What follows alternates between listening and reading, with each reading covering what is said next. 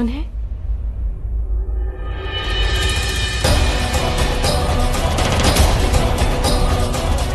कौन है वहां पे?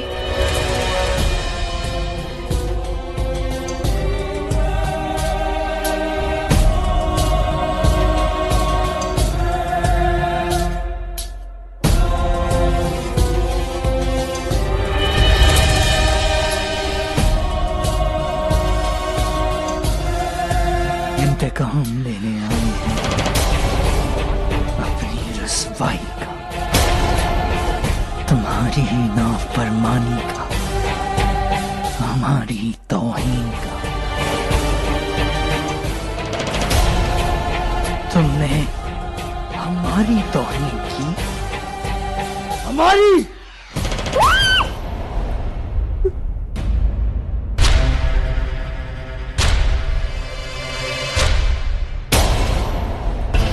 हमें देखकर शर्म आ गई?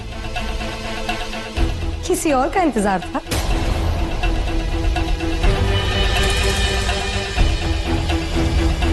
क्या हुआ? शहंशाह का इंतजार था और आ गए हम। इसी पे इतना चौंक गई ना? लेकिन एक बात अच्छे से समझ लो, मौका मिले तो जलाल का दीदार करना, पर कभी उनका इंतजार मत करना, क्योंकि आगरा लौटने के बाद जलाल हमेशा पहली रात हमारे साथ गुजारते हैं। और वैसे भी तुम में ऐसा है ही क्या जो जलाल तुम्हारी ओर खींचे चले आए? जिसके चेहरे पर दिखते हो बस गम ही गम। अल्लाह जाने कैसे बन गए तुम हमारे जलाल की बेगम। अरे हाँ, हम तो भूल ही गए थे, तुम तो जलाल की फतेह की निशानी हो बस। और कुछ ही दिनों में उसके शौक की निशानी बन जाओगी। याद रखना, इन महलों की झूमर की तरह। शौक आया तो मुंह मांगी कीमत देकर खरीद लिया, और फिर भूल गए। ये सब चीजें देख रही हो? एक वक्त था जब जलाल को बड़ी शिद्दत से चाहत थी इन सबकी, इतनी ज्यादा कि हमें तक जलन होने लगी थी इन सब से। अब मजाल है कि इन सब की तरफ एक नजर भी उठाकर देखें। यही तो फितरत होती है शहंशाहों की। जो मुश्किल हो उसे पाने में पूरी जान लगा देते हैं, और जब वो चीज हासिल हो जाए तो उसे कहीं रखकर भूल जाते हैं। ऐसी बहुत सी बांदी रानियां हैं इस हरम में, और पता है सबकी सिर्फ एक ही तमन्ना है, जलाल को पाने की तमन्ना। लेकिन ऐसी कितनी रानियां हैं जिन्हें आज तक जलाल की एक नजर भी नसीब नहीं हुई है। यहां का उसूल है, नई बेगम तब तक नहीं रहती है जब तक दूसरी नहीं आ जाती, और दूसरी बेगम आने के बाद वो इस महल की झूमर की तरह हो जाती है। पर हमसे शहंशाह की नजर कभी नहीं हटती। जानती हो क्यों? क्योंकि यहां मौजूद हर बेगम जलाल के लिए खिलौना है। केवल हम हैं जो जलाल के साथ खेलते हैं। दुनिया जलाल के इशारों पर चलती है और जलाल हमारे इशारों पर। हम कुछ भी कर सकते हैं। अगर चाहे तो अभी की अभी इसी वक्त तुम्हें इस हरम से उठाकर बाहर फेंकवा सकते हैं। और अगर तुम हमारे सामने नहीं झुकी तो याद रखना,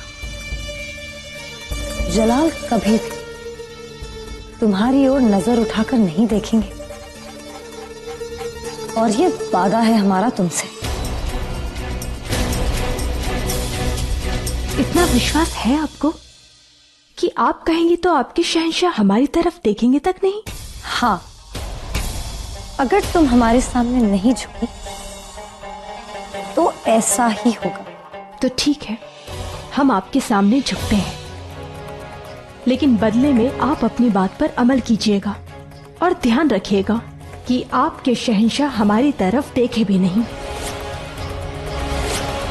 उनके दिमाग पर भी आपका बस चलता है ना, तो इस बात का भी ध्यान रखिएगा कि उनका दिमाग भी हमारे बारे में कभी न सोचे।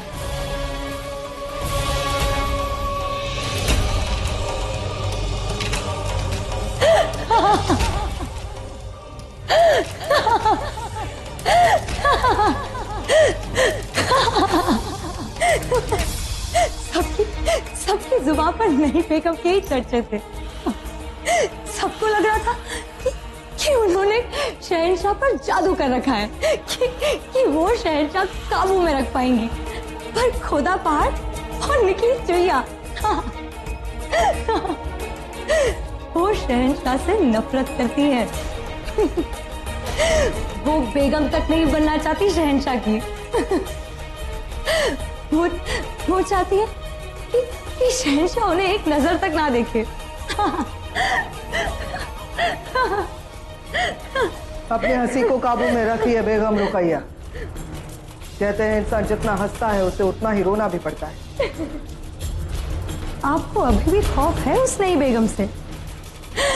उसकी मासूम आंखें, वो नाजुक लबों से कैसा खौफ? आपने उनकी मासूम शर्मीली आंखों को देखा है, उनकी नजरों में बगावत की आग को नहीं देखा। हमें जोधा के नाजुक लबों का डर नहीं है, हमें उन लबों का डर है जो शहंशाह को ना कहना चाहते हैं। हाँ, हमें खौफ है, खौफ है। वो औरत जो कुछ चाहती ही नहीं, उससे हमें कैसा खौफ? आज अचानक हमें हमारी वालिदा याद आ गई। उन्होंने बचपन में ही हमें एक सीख दी थी कि दुनिया में हमेशा दो लोगों से होशियार रहना चाहिए। एक जिन्हें कुछ होने का डर नहीं, और दूसरी जिन्हें कुछ पाने की चाह नहीं। ऐसे लोग कुछ भी कर सकते हैं। वो कर ही क्या सकती है?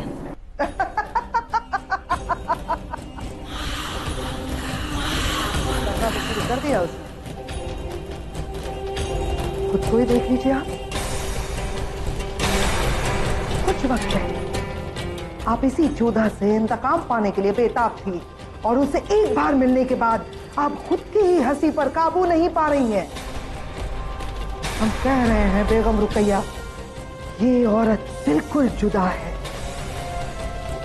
और इसीलिए ये महामंगा उसे खौफ ज्यादा है।